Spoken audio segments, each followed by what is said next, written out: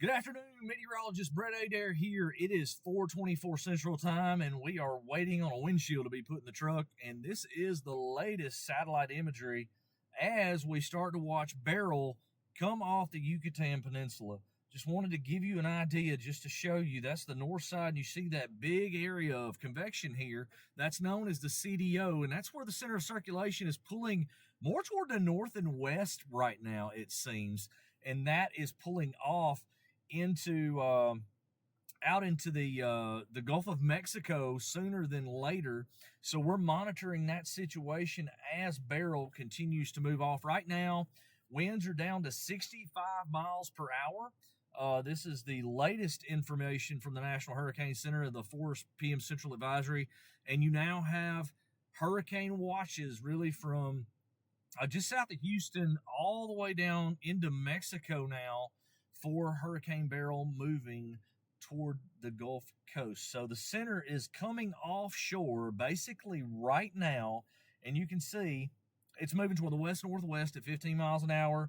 I believe the pressure is now up to, pressure is now up to 989 millibars. You can see that there at the top of the image, and that's the latest advisory. Now the Hurricane Center has this storm making landfall there near Corpus at hour 72, which is actually around 1 p.m. on Monday, 90 mile per hour storm. So they're starting to tick this up with every advisory in terms of the intensity forecast. So that's something that we're going to be watching very, very carefully as we go down the road. And honestly, I expect that intensity forecast to continue to rise as we go into the future. This is some of the latest model plots. These are just your spaghetti plots. And as you can see, they have all bent to the north. A lot of them are clustered over Corpus right now.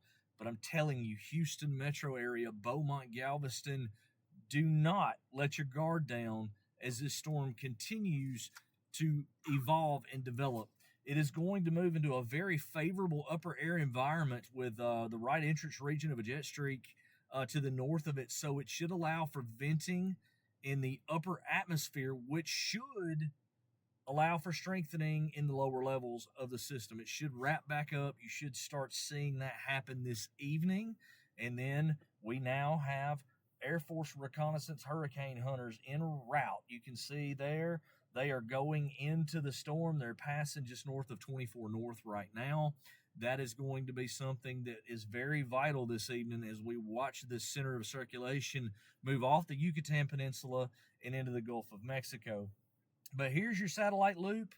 You can see there we're starting to see some thunderstorm development there around the center. We're going to go back and look at infrared. The cloud tops are a little bit warmer right now, but they are beginning to move off the coast. I believe we're going to see some organization, and there still is some semblance of a core there, which is very important in regards to how organized this system still is as it comes off. So the faster it comes off over the next couple of hours, the more likely we're going to see intensification. We're down to 65 miles per hour right now. Again, you can see latest information there, 65 mile an hour sustained winds, movement west-northwest at 15, hurricane watch is already up. We're going to be moving toward the west, probably in southwest Louisiana tonight. We'll be somewhere on the Texas coast tomorrow, so stay with us. We'll be doing a live update at 8 p.m. Central. That should be about the time that the system is offshore and we're starting to see some new recon data come into play. Stay tuned.